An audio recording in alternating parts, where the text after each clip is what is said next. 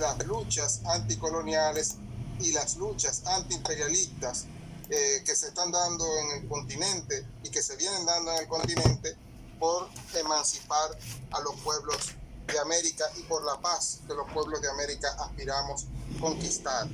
El doctor William García es licenciado en Educación, mención Castellano y Literatura de la Universidad Nacional Experimental de los Llanos Ezequiel Zamora, magíster en Historia de Venezuela de la Universidad Experimental Centro Occidental Lisandro Alvarado de Barquisimeto y culminó la parte académica de los estudios doctorales para optar por el título a doctor en Historia en la Universidad Central de Venezuela en Caracas.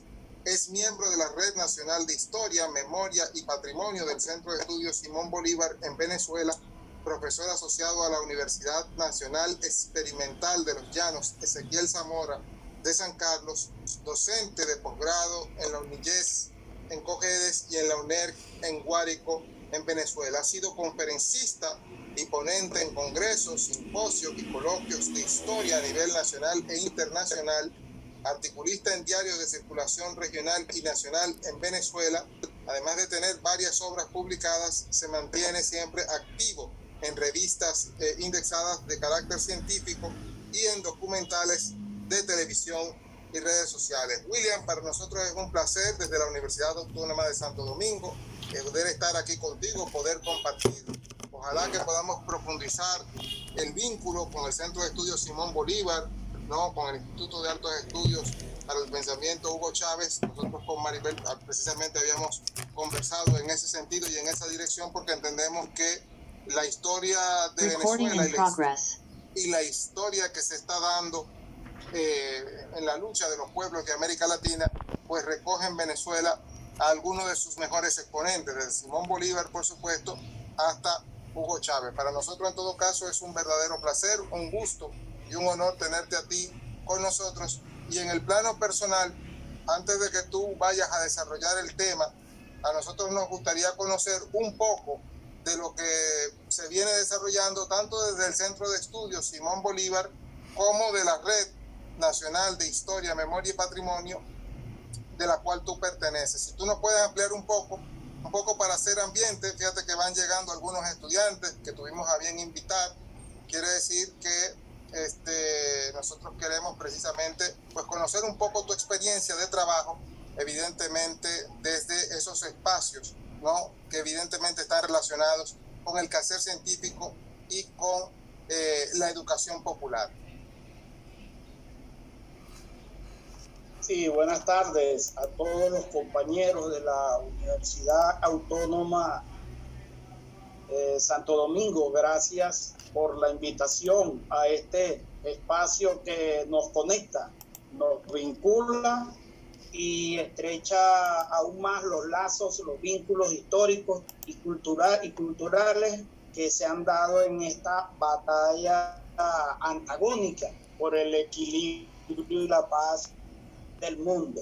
De verdad muy agradecido en relación al trabajo de la Red de Historia, Memoria y Patrimonio. Es una instancia, un colectivo que nace hace exactamente 11 años, en el 2011, como una respuesta a esa academia elitesca, esa academia que solo ha tributado al colonialismo mental, a la tergiversación de nuestro pasado histórico, a la invisibilización de las luchas, es decir, hacerle apología y rendirle culto a la gente. En contraste nace este colectivo de hombres y mujeres. El pueblo cuenta su historia, es el pueblo empoderándose de esa historia, es el trabajo que durante 11 años viene desplegando la Red de Historia, Memoria y Patrimonio de Venezuela, y que ese colectivo es integrado por hombres, mujeres, ancianos, estudiantes, en fin, todo un pueblo en el rescate, en la apropiación de su memoria histórica, en la colonización de la memoria.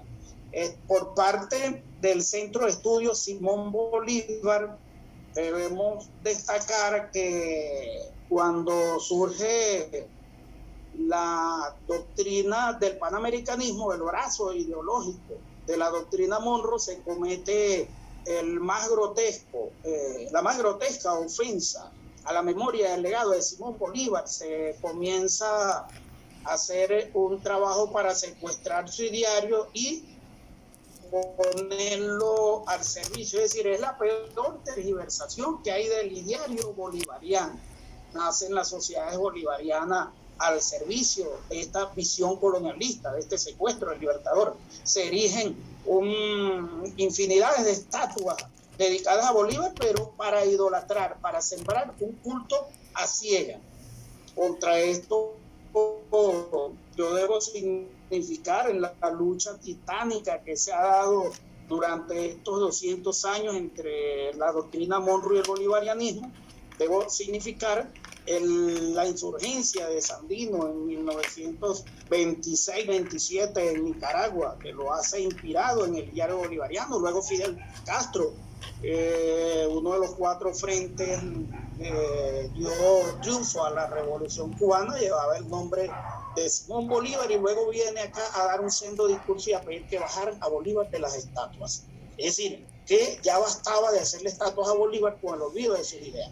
Petro recientemente, y digo reciente, cuando los funerales del comandante Hugo Chávez, Gustavo Petro habló muy claramente pues que Bolívar no era una estatua simplemente para llevarle coronas y flores, sino que había que traer su pensamiento a la lucha contemporánea. Y Petro está claro, ya vimos el impacto que causó lo de la espada en la toma de posesión presidencial, y cuál fue la actitud del rey pues de España. Entonces este centro de estudio Simón Bolívar contrasta contra todo este coloniaje, es desmontar, es enfrentar a esa sociedad bolivariana farisea.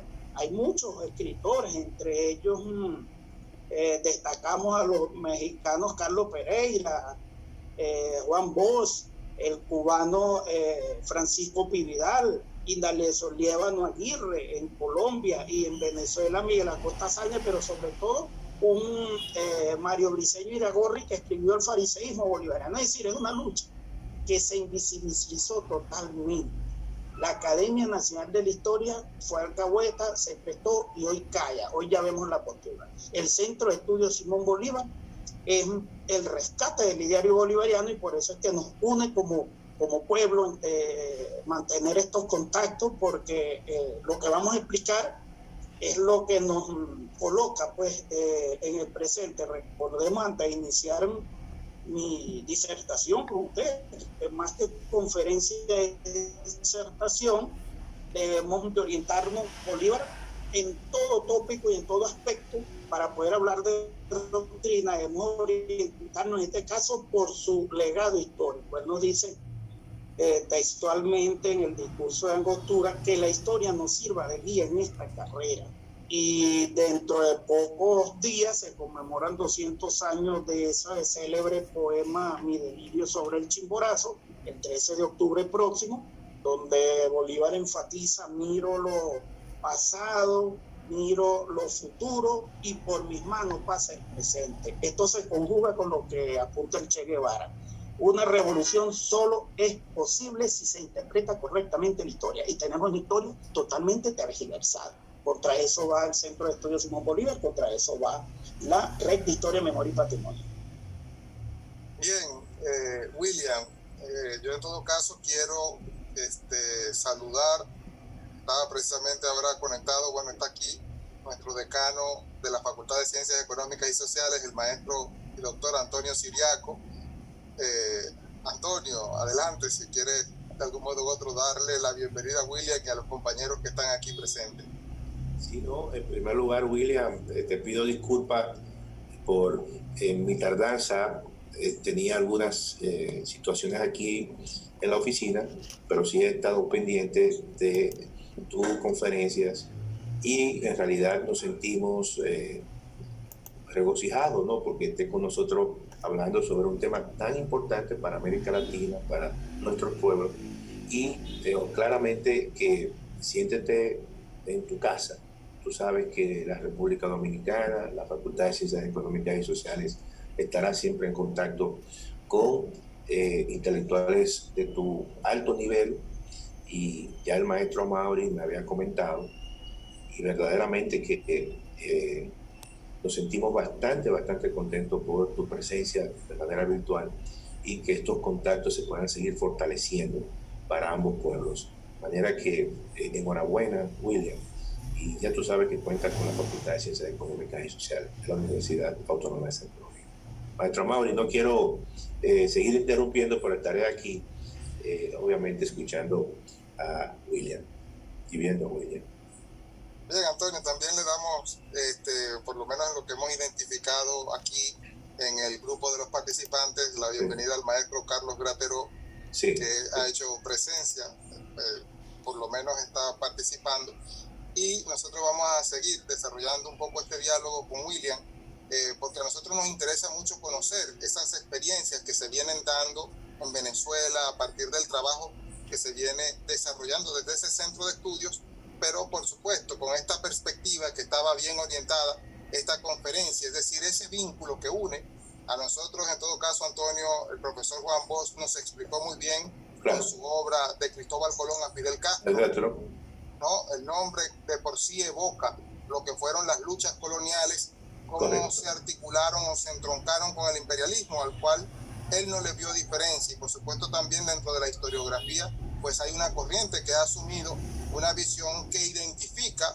los vínculos entre el colonialismo y el imperialismo que se desarrolló ya a partir del siglo XIX. Creo en ese orden que la conferencia que nos va a ofrecer el doctor García evidentemente se enrumba en esa dirección, y por supuesto las palabras y los micrófonos son para él, quien es nuestro conferencista estrella de esta noche.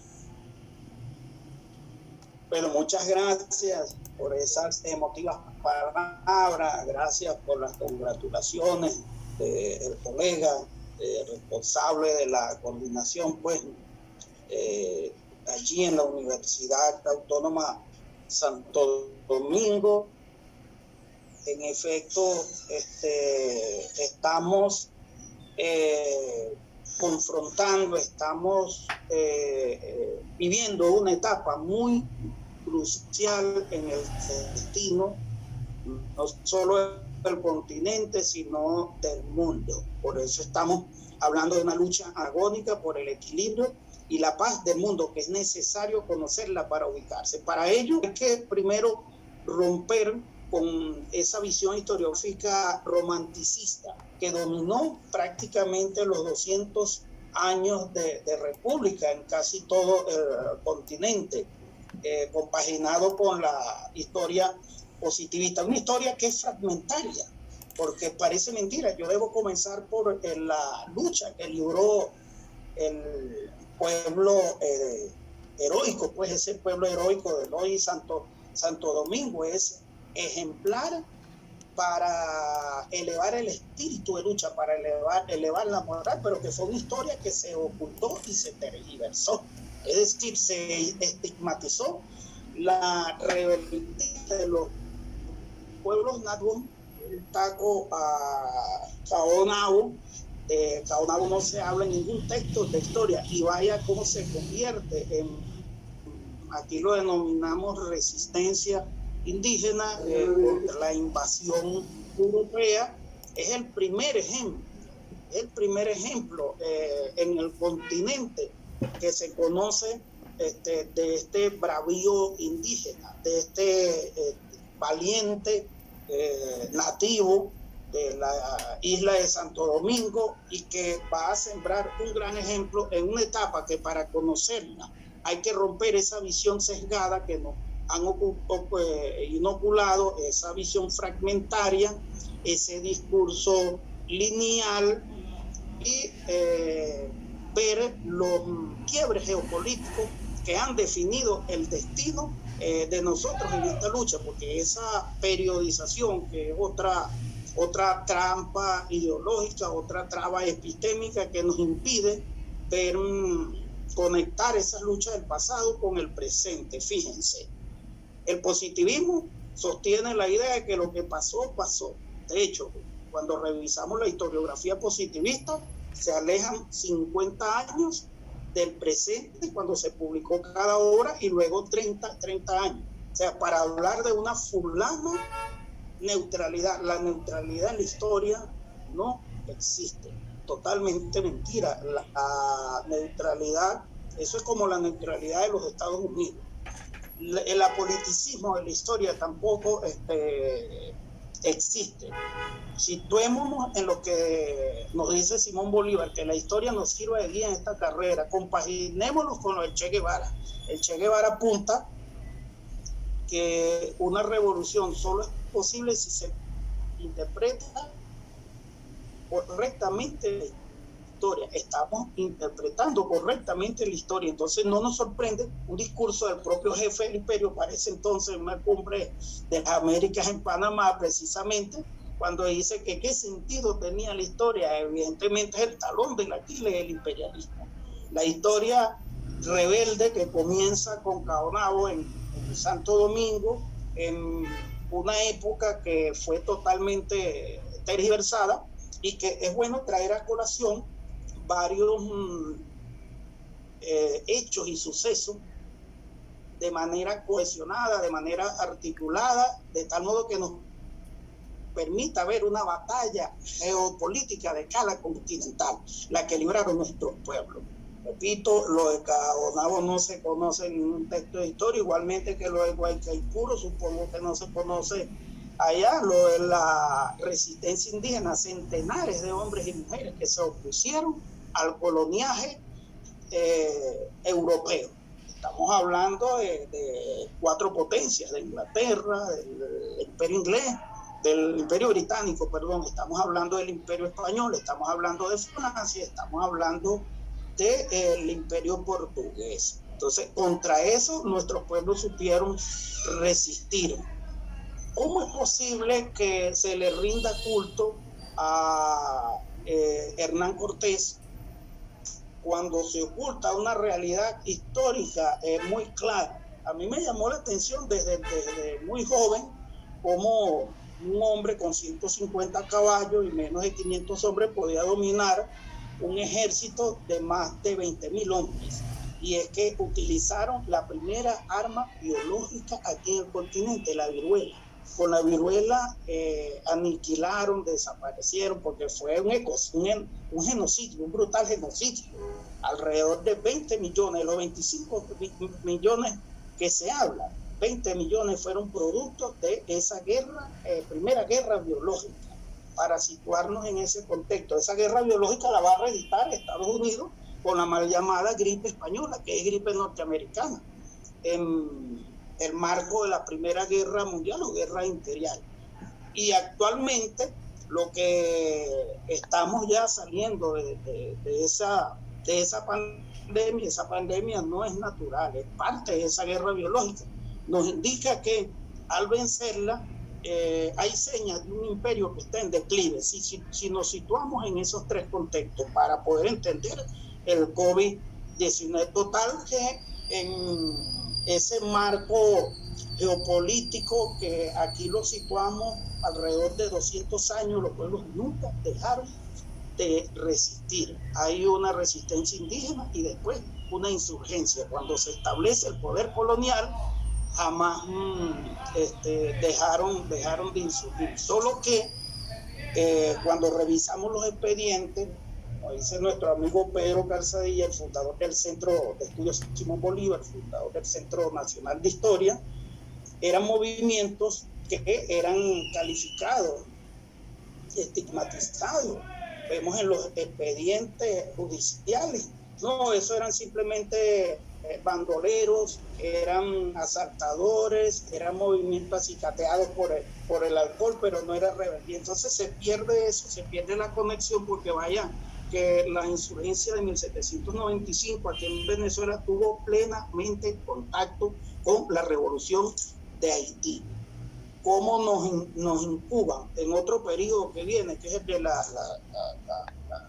independencia, un corte brusco, y se soslaya todas esas luchas que dieron los pueblos nativos en el continente. Entonces hay un quiebre político, evidentemente, que no se le puede llamar a los movimientos preindependentistas porque fueron independentistas, y que una conexión, por ejemplo, José Leonardo Chirino tuvo estrechos vínculos con los revolucionarios de Haití. Es decir, el Caribe se convierte, llamado por cierto, y sí, lo sigue siendo, pues, el punto geoestratégico más importante del globo, de la geopolítica mundial. Si le añadimos a el canal de Panamá también. Entonces, en esos movimientos anticolonialistas se va a ir sumando una serie de rebeliones que es necesaria verla desde la perspectiva global para entendernos que en las revoluciones por la independencia que se inician en Quito, estamos hablando de 1809, 1810 Venezuela, luego las provincias unidas al Río de la Plata y así sucesivamente. Es decir, hay un levantamiento anticolonialista que va a dar al traste al final con el Imperio Español. Una lucha que, si se ve desde la fragmentación histórica, es imposible comprenderla. Fíjense cómo ocurre el asesinato de Morelos en México, la caída de la Primera y la Segunda República en Venezuela, la de Chile en 1814, México en 1813, Colombia en 1813, pero que hay una insurgencia de un liderazgo que va a marcar un momento o quiebre geopolítico, y es el liderazgo de Simón Bolívar. Cuando insurge Simón Bolívar, es un hombre que tiene una visión que se la inyecta Francisco de Miranda. Francisco, el contacto con Franzolítica continental. Era imposible hacer la lucha cada quien apartado. Es decir, era una lucha combinada, era una lucha sistemática que comprende Bolívar, y eso se logra.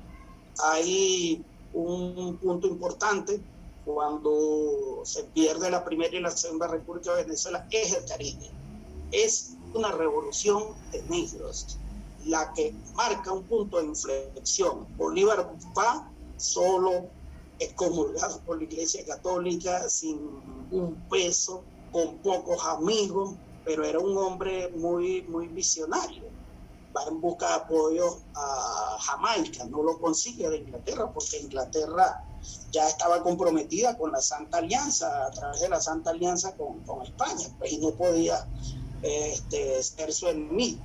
Le rechaza toda la petición de apoyo que hace Bolívar, y es el pueblo haitiano, de Alejandro Petión, quien le brinda todo ese apoyo. Pero además, la influencia ideológica que va a dar Alejandro Petión. Bolívar tiene, y eso lo destaca Juan Bosch, por cierto, Juan Bosch, en esa importante obra, y en la Guerra Social, que es una importante obra también, que es muy discutida, muy estudiada aquí en Venezuela. Esa influencia de cambio, pues, el enciento político de Bolívar, porque apenas pisa territorio solano, decreta la libertad de los esclavos, 2 de junio de 1816, en las costas de Venezuela. Y lo otro, y así sucesivamente, no se va a detener, es la lucha antiesclavista. En Bolívar nace en el Caribe. Bolívar no hablaba de, si revisas su documentación, pero también hay otro elemento importante, que es la distribución de la tierra, y de esto no se habla en la historiografía tradicional. En la historiografía se dice falsamente que Estados Unidos, ayer veía con mi hija, por cierto, ayudándole a hacer una tarea, como Internet, como Wikipedia es una maquinaria de coloniaje. La influencia de Estados Unidos, ¿de qué manera? Es el discurso falso, por cierto, de Iván Duque, del cipayo que entregó recientemente la presidencia en Colombia.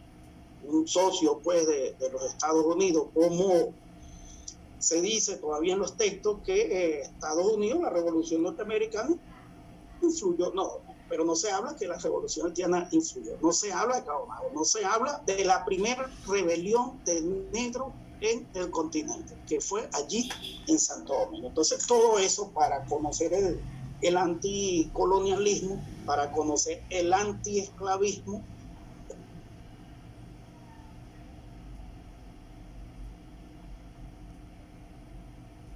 Está muteado, William. Sí, William, parece que vas a tener que... Sí. Además de otros, de las otras ideas, el equilibrio, la paz del mundo. Bolívar comienza a madurar sus ideas. Otra vez, William, parece que volviste a silenciar el micrófono. Le envía cartas a San Martín, le envía cartas a O'Higgins, y hay un momento crucial hace 200 años. Y aquí yo quería con ustedes, si tenía la palabra, discutir un poco sobre lo de Núñez de Cáceres.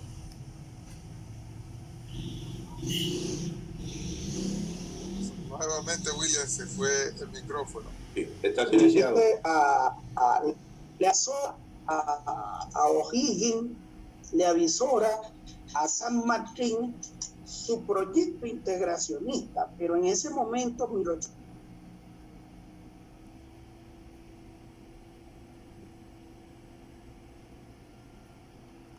ideológica para que Panamá se declare libre.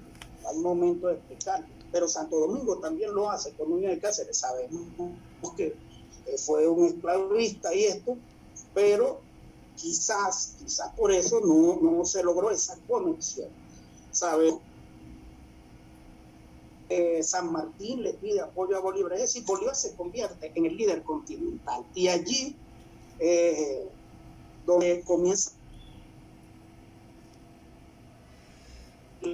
que trae a 200, como él pienso, diría yo, el punto de quiebre, el punto de inflexión. Ya la lucha no era contra España. En 1822 Bolívar dice claramente: no leemos a España, más le temo a Inglaterra. Y en las cartas comienzan a cruzar en esa lucha por la construcción del equilibrio del mundo. Sus enemigos van a ser la visión expansionista de los Estados Unidos y la colonización inglesa, las dos potencias anglosajonas que nos traen a esta lucha antagónica. Y es bueno totalmente, el ministro de Inglaterra, George Canning, dice actualmente que a su majestad no juzga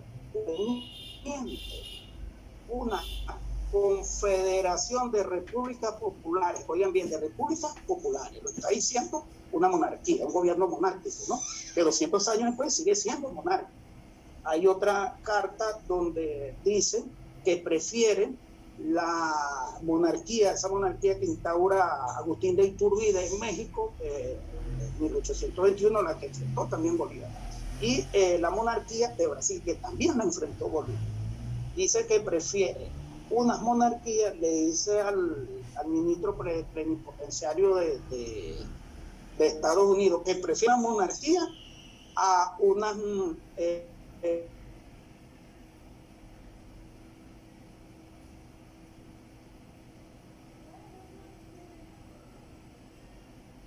William, nuevamente el micrófono. Está silenciado. Sí. Vamos a... Ya checo. Perfecto, sí, se escucha bien.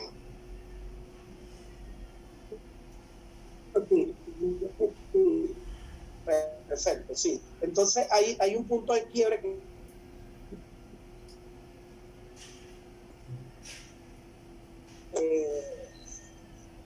hay en ese punto de quiebre una total manipulación.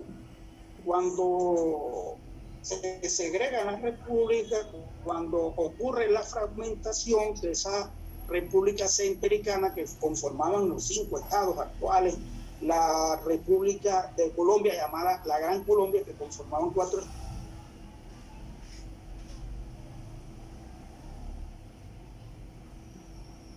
William, nuevamente Y el saboteo, el boicoteo de Estados Unidos, el expansionismo norteamericano. Hay una especie de asfixia económica que le provoca Inglaterra tanto a la lucha que emprendía Bolívar, al ejército de la Unión de Bolívar, como al ejército del sur.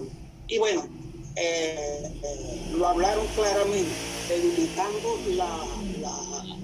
la fuerza marítima, debilitando la flota, impedían que Bolívar liberara Cuba. Y yo aquí, para avanzar en otra de las fases, cuando se convoca al Congreso Anfictiónico de Panamá, Bolívar tiene claro que es la ratificación de los tratados bilaterales que ya se habían firmado con Perú, con Chile, con México. Argentina, Chile lo firmó a medias, ya se van a cumplir 200 años. Argentina se negó, ya habían sido votados por Norteamérica e Inglaterra. Cuando se llama también a la abolición de la esclavitud, ¿quiénes son los pueblos que se interesan en la esclavitud? Si no es Inglaterra y los Estados Unidos, pues lo van a boicotear. Y unas oligarquías que una visión política tan chiquitica, una ambición tan desmedida económica, hace que ese proyecto de Bolívar sucumba. Hay tragedias, hay el arrebato a más de la mitad del territorio de Norteamérica, ya lo ambicionaban, es una doctrina que ya se venía gestando y que le dan nombre en 1823, pero desde un principio la naturaleza de Estados Unidos, tuvimos el destino manifiesto, es controlar el mundo, apoderarse de su riqueza, sembrar la ignorancia política, dominar con el engaño, con la mentira, con el arrebato, con la invasión de los pueblos. El primer ejemplo lo tenemos en México, el arrebato a los grandes yacimientos auríferos y petrolíferos. Estamos hablando de California, estamos hablando de la Texas, exactamente. Entonces nos encuentra en 1889, Santo Domingo va a sembrar un ejemplo muy grandioso, lo que es Santo Domingo y Haití. Estados Unidos convoca en esa fase monopolista, en esa fase llamada preimperialista, aún con la rivalidad, pero muy entendible, entre Inglaterra. Quería rivalizarle porque el control económico del continente ya lo tenía Inglaterra, pero Estados Unidos estaba creciendo industrialmente y convoca esa conferencia. Pues Haití se niega y Santo Domingo se niega porque le estaba pidiendo, si no recuerdo, el estrecho, una bahía de nombre Samaná. Y en Haití, ambos presidentes se opusieron porque ya veían la intención de Estados Unidos de apoderarse estratégicamente de esos territorios. Allí le damos una gran lección. Es la lucha, ya podemos hablar, aun cuando muchos teóricos niegan que no es lucha antiimperialista, ya estamos luchando contra los imperios. De acuerdo, yo no creo mucho en eso del anacronismo histórico, eso es parte de las trabas epistémicas que nos han encuadrado. Bueno, es otro asunto que hay que tratar de mayor profundidad. Pero esa primera conferencia internacional americana, llamada la primera cumbre del panamericanismo, en este. Nuevamente, William, el micrófono. Ya avisoraban la amenaza, pero también Estados Unidos. Hay una etapa importante que es la etapa del panamericanismo. Es increíble cómo dos doctrinas antagónicas, una que apuesta por el equilibrio del mundo, Bolívar, el comercio recíproco, la protección de las aguas, de los bosques, es decir, la salvación del planeta, la historia como arma política, la educación social del pueblo. Todos estos elementos que nutren la doctrina liberal son totalmente contrarios a la doctrina monroísta. Bolívar, que apuesta por los Estados Unidos, que apuesta por controlar el mundo. Hay una lucha en el siglo se va a librar en el avance por el control de esa guerra. Algunos la llaman guerra de los 1000 días, cuando sucede en Venezuela, hay una insurgencia en Nicaragua, en Panamá, Inglaterra, y las potencias se vuelven a meter, y de allí el bloqueo, y de allí la resistencia de los pueblos. Asoman ya la doctrina, la enmienda Platt. Ellos quisieron desde un principio apoderarse de Cuba y se apoderan de Cuba. Comienza una lucha por el secuestro de Bolívar. Hay un punto de quiebre de la evolución que va a tener una interpretación muy distinta. La influencia de Lenin con el Estado y la Revolución, y con el imperialismo, fase superior del capitalismo. Esto da para que varios intelectuales, entre ellos José Vasconcelos, Pereira, Ugarte, hay un antecedente de José Martí, produzcan intelectualmente un pensamiento antiimperialista. Es el inicio del pensamiento antiimperialista. ¿Qué hace Estados Unidos? Apropiarse. Siembran una estatua, la primera estatua regalada por el dictador Gómez en Nueva York, hace creer y fundan la idea de que los norteamericanos son los defensores delegados de Simón Bolívar, y que la base del panamericanismo es absurda. Los Estados Unidos defendiendo la esclavitud, si la mantuvieron hasta 1863. Los Estados Unidos defendiendo el equilibrio del mundo. ¿De qué manera lo pueden comprobar? Pero bueno, hay esa lucha que nos trae al presente. Yo voy a finalizar con esta lucha imperialista, porque esa retórica del comunismo, eso causó mucho daño. Esa retórica de la rusa, que vincularnos, tenemos que desmontar muchos mitos de una historia falseada.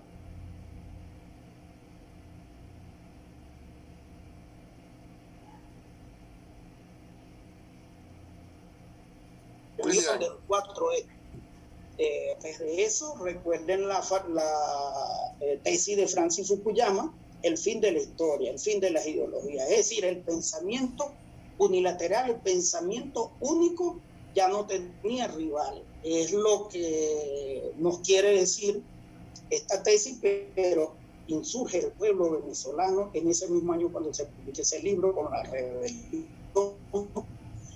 la primera rebelión neoliberal en el mundo, la del Caracazo, la del 27 y 28 de febrero de 1989, y eso estimula a Chávez, y bueno, hay ese punto de quiebre, y Chávez levanta otra vez el pensamiento de Bolívar, rescata el pensamiento de Bolívar, y hoy esa batalla que hemos dado durante 23 años es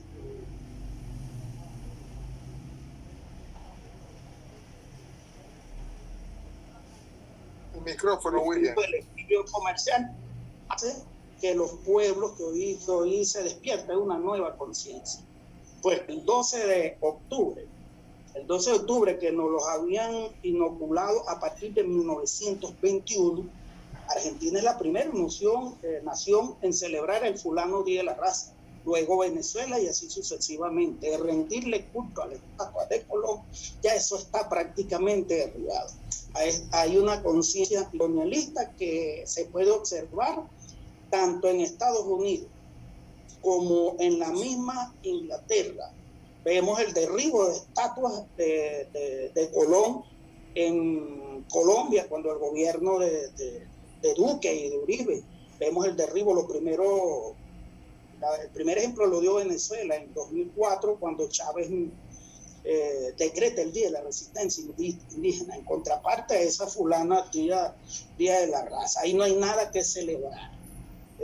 Hoy más que nunca la lucha anticolonialista contra un imperio que dominó, el imperio español, el imperio inglés y el imperio portugués, que dominaron estos territorios, a fuerza de un gobierno monárquico opresor, hoy la gente está más consciente que nunca de esto. No tenemos nada que rendirle culto, al contrario, visibilizar esa lucha de nuestros héroes nativos, de esos cimarrones, porque no es una lucha, como decía Chávez, que tiene 23 años, una lucha que tiene más de 500 años, que comenzó con la primera invasión europea.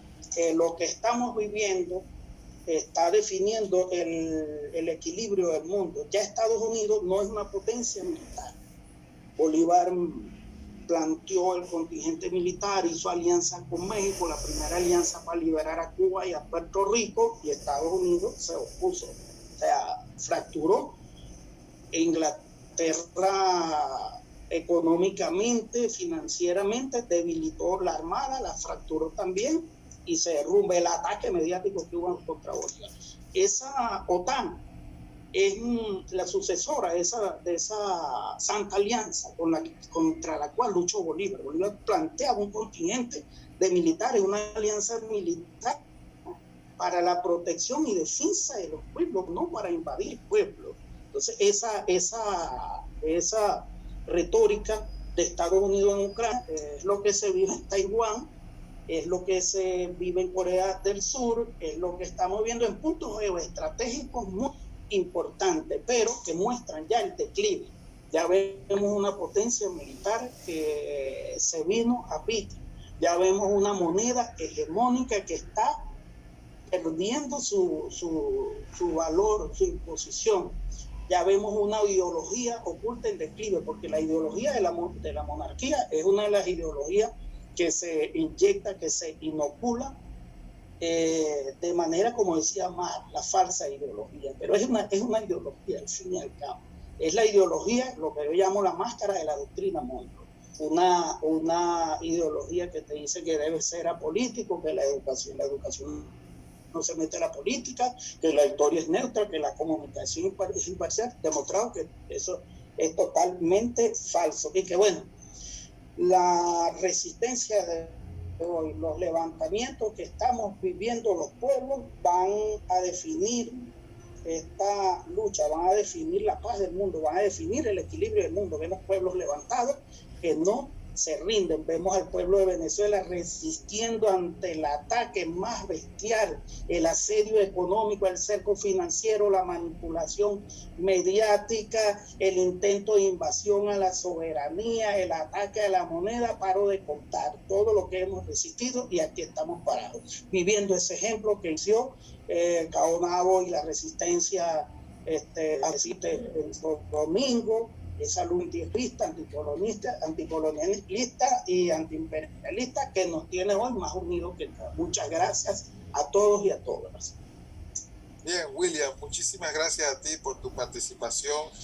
Primero porque evidentemente en tu reflexión reivindicaste la figura de Caonabo, que ciertamente ha sido marginada dentro de la historia y no resaltada en su justa dimensión para los pueblos de América en términos de su significado, pero sobre todo aquí en la sociedad dominicana. Nosotros en ese sentido queremos aprovechar un poco para dar cuenta de las próximas conferencias que vamos a tener, Antonio. El próximo miércoles vamos a estar presentando, William, a propósito del exterminio indígena. Tal como tú señalabas, en Venezuela se conmemora el Día de la Resistencia, pues para nosotros un pueblo que lamentablemente los grupos étnicos de origen indígena, de origen nativo, lamentablemente desaparecieron, pues es una buena fecha para recordar lo que fue el exterminio. Y nosotros vamos a desarrollar una conferencia en ese orden. Antonio sabe que mi trabajo ha estado vinculado a los estudios de genocidio, y nosotros desde esa perspectiva, desde lo que los estudios genocidios han enseñado y han mostrado, hemos querido explicar el proceso en el cual lamentablemente fueron desapareciendo los grupos aborígenes a partir del testimonio que nos legó para la historia el sacerdote dominico, y gloria para nosotros y para toda América, Fray Bartolomé de las Casas.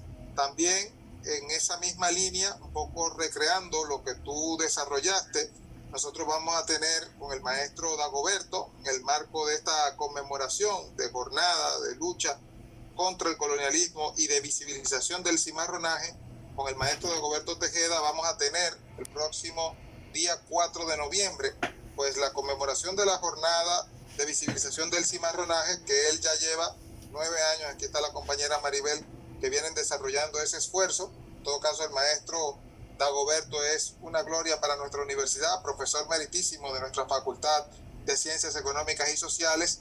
Con él vamos a estar presentando un proyecto novedoso en términos del aporte historiográfico que estuvimos desarrollando a lo largo de este año, como lo es el Atlas de la Esclavitud en la República Dominicana, donde vamos a presentar desde, vamos a decirlo así, los vínculos en términos de la importancia del hecho jurídico con la esclavitud, que nos permite retrasar, ¿no?, una cartografía de todo el mapa global en donde la esclavitud en algún momento se impuso, que realmente alcanzó 4 continentes, solamente quedó fuera el continente de Oceanía, es decir, particularmente Australia, de la dominación esclavista como tal. Pero desde ahí hasta lo que fue la abolición de la esclavitud y el hecho trascendente de algún modo u otro de que nuestra primera Junta Central Gubernativa en su primer decreto precisamente reafirmara el carácter abolicionista de nuestros fundadores de la República, pues evidentemente todo ese proceso nosotros lo vamos a estar exponiendo en esa jornada. En todo caso, nosotros estamos aquí muy contentos, vemos que tenemos la participación de varios estudiantes, tanto de introducción a las ciencias sociales como de historiografía. Nosotros continuamente estamos dialogando, exponiéndole, resaltando los valores que de algún modo u otro honran nuestra historia, en este caso de manera muy particular las figuras de Fray Bartolomé de las Casas y de Caunabo son 2 ejemplos de ellos que evidentemente permiten entender lo que tú estás planteando desde una acción de resistencia, es decir, desde un discurso crítico que evidentemente intentó por la vía y los medios que entendían y que podían en su época. En el caso de Fray Bartolomé de las Casas fue la palabra, fue el discurso de defensa, ¿no?, de esa población aborigen. En el caso de Caunabo fue la resistencia ya armada. Quiere decir que por supuesto ahí hay 2 formas de enfrentar, ¿no?, el colonialismo en sus diferentes manifestaciones. Yo quiero darle la palabra, si está aquí y si desea participar, a la compañera y amiga Ana Belique, que nos puede, estudiante de la carrera, fue estudiante de la carrera de Sociología, hoy licenciada en Sociología, por si ella desea pues expresar algún comentario y en ese orden enriquecer o preguntar al maestro William García, ¿no?, en relación a su exposición. No sé, Ana, yo te estoy dando aquí la participación, si tú quieres aportar algún comentario, pues este es un buen momento. Ay, muchísimas gracias.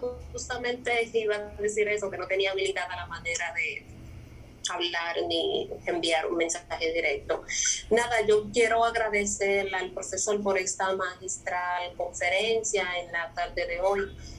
Ha sido para mí ha sido muy grato poder conocer la magnitud de lo que ha sido la lucha antiimperialista, como él bien la expone, de lo que fue la lucha de nuestros pueblos en contra de todo lo que ha sido este sistema que ha intentado, y digo intentado porque ha encontrado resistencia en los diferentes frentes, y también por todo lo que él ha compartido, rescatando lo que es la solidaridad entre los pueblos que se han dado, reconociendo la figura de Petión y exaltando, como ya lo dijo el profesor Amauris, a Caunabo como uno de estos primeros líderes antiimperialistas que ha luchado en este continente. Yo realmente me siento muy grata en escuchar su ponencia, y mi pregunta sería un poco, ¿cómo usted ve hoy, trayéndolo como un poco más al contexto actual, cómo usted ve hoy la solidaridad de los pueblos? ¿Cómo usted ve que se está manifestando esta solidaridad de los pueblos en una lucha que comenzó hace siglos, pero permanece y persiste? todavía hasta el día de hoy. ¿Cómo usted la ve y cómo usted piensa que se podría fortalecer dicha solidaridad? Es cuanto, y muchísimas gracias. Gracias a ti, Ana. Muchas gracias de verdad. Adelante, maestro William. Sí, bueno, yo la veo muy optimista, muy positiva, en la medida que nosotros visibilicemos lo que ocultó y tergiversó la historiografía dominante. Estamos, además de enalteciendo, dándole esa justa valoración, pero inyectándole la moral, el espíritu de lucha necesario. El espíritu de lucha se está fortaleciendo con reconocimiento, no reconocimiento, diría yo, con sacar la verdad a flote. Cuando nosotros revisamos las oligarquías, la única manera de gobernar los imperios es con la mentira, es con el cinismo. O sea, no hay otra manera que tú te sientes a debatir de manera dialéctica, a buscar el bien común con una visión tan genocida, tan agresiva, tan ambiciosa desmedidamente como la de los Estados Unidos, que es una doctrina fundamentalista. Entonces, los pueblos van adquiriendo, que la han tenido constantemente. Bien lo dijo Bolívar, esos señores piensan que la voluntad de ellos, la opinión de ellos es la voluntad del pueblo, sin saber que el pueblo está en el ejército. ¿Y cómo finalizó Rivadavia, el traidor de San Martín en Argentina, apedreada a su casa, escupido por el pueblo? ¿Cómo finalizó Páez aquí, la traición de Páez? Entonces hay una conciencia clara de los pueblos que hoy se fortalece más que nunca, en la medida que haya ese apoyo popular, ese apoyo que tiene el pueblo venezolano, ese apoyo que tiene el pueblo chileno, que hay que destacarlo, ese viraje que hubo allí. Bueno, la historia juzgará el papel, triste papel del presidente Boric, porque es indigno, pues, cómo se traiciona una lucha estudiantil, porque la iniciaron los estudiantes, y cómo se le atacó bestialmente hasta sacarle su vista. Pero el pueblo va a seguir allí. Yo veo esta lucha optimista y finalizo por la respuesta con la frase de Bolívar que dice: con frecuencia se ha visto un puñado de hombres libres vencer imperios poderosos. Bien, William, muy buena frase de Simón Bolívar. Voy a solamente a decir pues algunos mensajes que he recibido de Julio Gerardo Padilla. Saludos desde México, excelente conferencia. Y Genoveva Verónica Peralta Piña, que nos dice: hola, nos pregunta en dónde podemos volver a ver y escuchar la maestra del maestro William. Saludos también desde México. Nosotros en todo caso la vamos a retransmitir el lunes con el amigo Christopher. Vamos a hacer el esfuerzo. Quiere decir que es muy probable que va a estar disponible, en todo caso a través de los canales de Acción Afrodominicana y de otras organizaciones que están participando. Pues sencillamente se va a presentar, vamos a decirlo así, esta videoconferencia que se está desarrollando. La maestra y amiga Maribel Núñez, William, te hace una pregunta, y con esta pregunta nosotros vamos a cerrar. Ella desea que tú le amplíes un poco sobre la lucha del cacique Guaycaipuro y la resistencia indígena en Venezuela, y cómo viven los pueblos originarios en la Venezuela de hoy.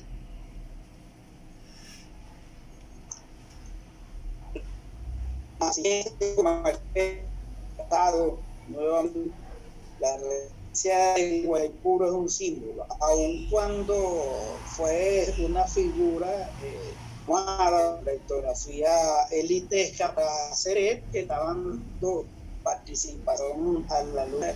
Dije, fue muy tenue, fue muy maniqueado, los drogaron con la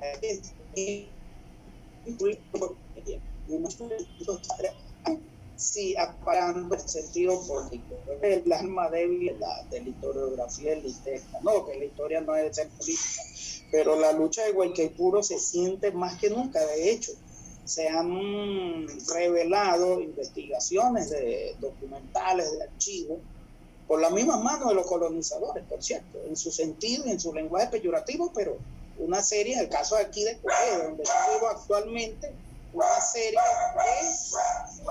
de levantamientos indígenas, como el del cacique Guamontey, es decir, la lucha indígena sigue viva.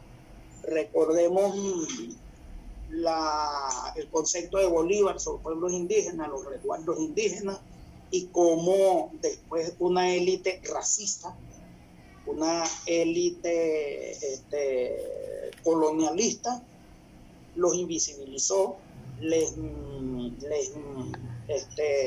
privó de todo ese derecho.